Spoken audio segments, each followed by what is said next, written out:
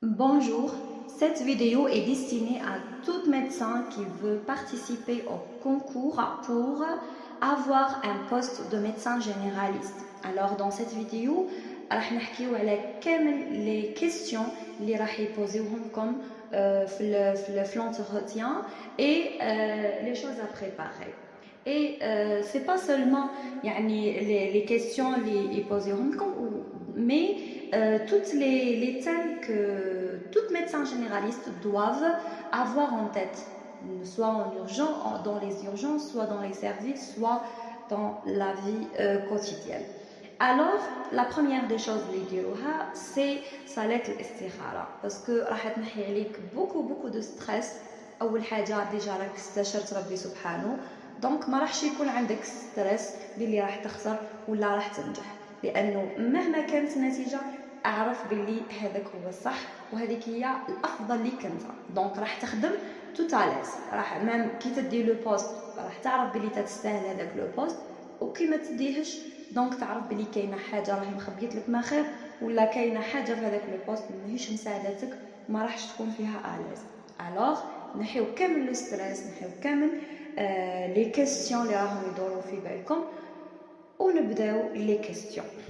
الوغ bien sûr les thèmes اللي راح نشوفوهم هما راح يكون عندكم les questions في les urgences médicales, les urgences chirurgicales و gynéco-pédiatrie parce que هادو نعقبنا عليهم كامل في الانترنا بلوس كل واحد واش دار في السيرفيس تاعو في الانترنا.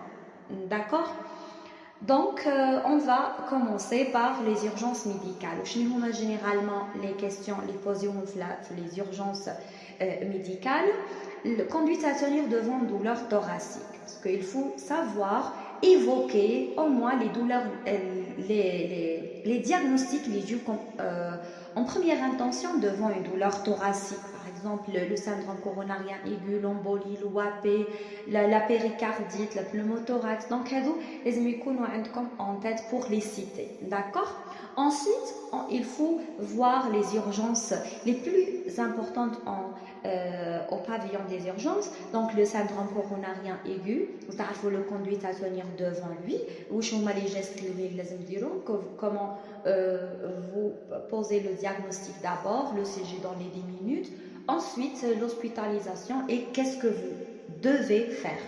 L'embolie pulmonaire, la même chose, l'OAP, le pneumothorax, hypoglycémie, l'acidocétose diabétique ou bien l'acétose diabétique ou bien toutes les complications liées à un diabétique.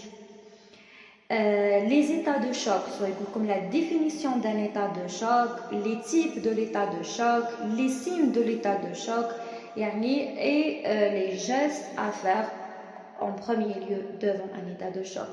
Le pic, quelle est la différence entre pic hypertensif et urgence hypertensive et qu'est-ce que vous devez faire et quelles sont les défaillances qui sont trouvées en cas d'une urgence hypertensive.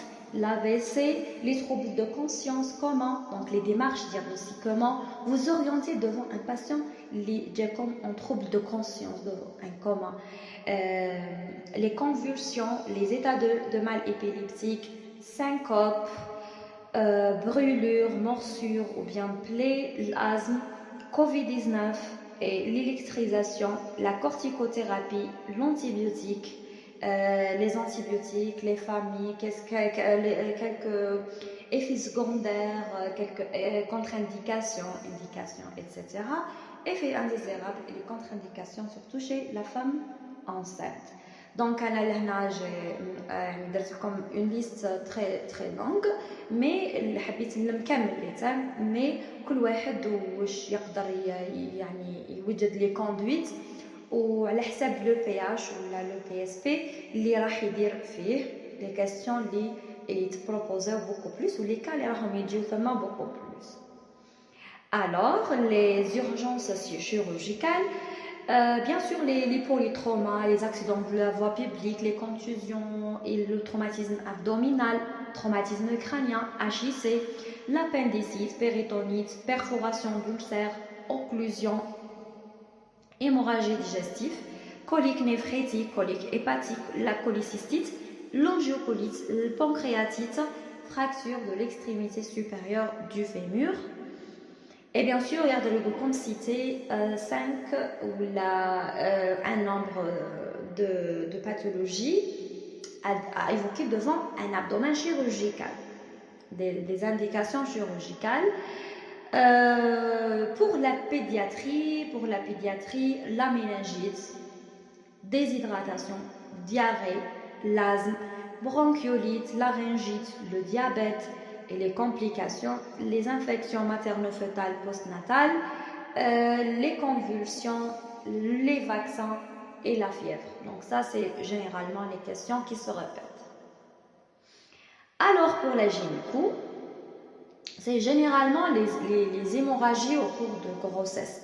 J'ai eu, donc, quelles sont les hémorragies de premier trimestre et de troisième trimestre. Soit comme cité, soit il y a comme une pathologie et quelle est le conduite à tenir devant un GU, avortement, salpingite, placenta previa, hématome rétroplacentaire, la prééclampsie, diabète gestationnel, les indications de césarienne en urgence et l'RPM. Voilà, donc en grosso modo, plus les gestes pratiques, donc les certificats, les diagnostics de la mort, de la mort, et il y a aussi ça c'est comme les gestes à faire en urgence, par exemple la ponction lombaire, les procédures, donc la ponction lombaire, la ponction d'acide, la ponction suspubienne, etc.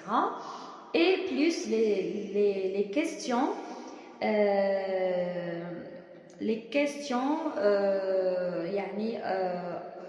en relation avec le travail. Donc par exemple, comme le secteur public, par exemple, quelle est la différence entre EPH et EPSP? Par exemple, est-ce que vous êtes d'accord à travailler dans n'importe quel service Covid, etc. Est-ce que vous êtes prête à venir à n'importe quel moment? Est-ce que, voilà, c'est ça généralement les questions qui se répètent. Donc,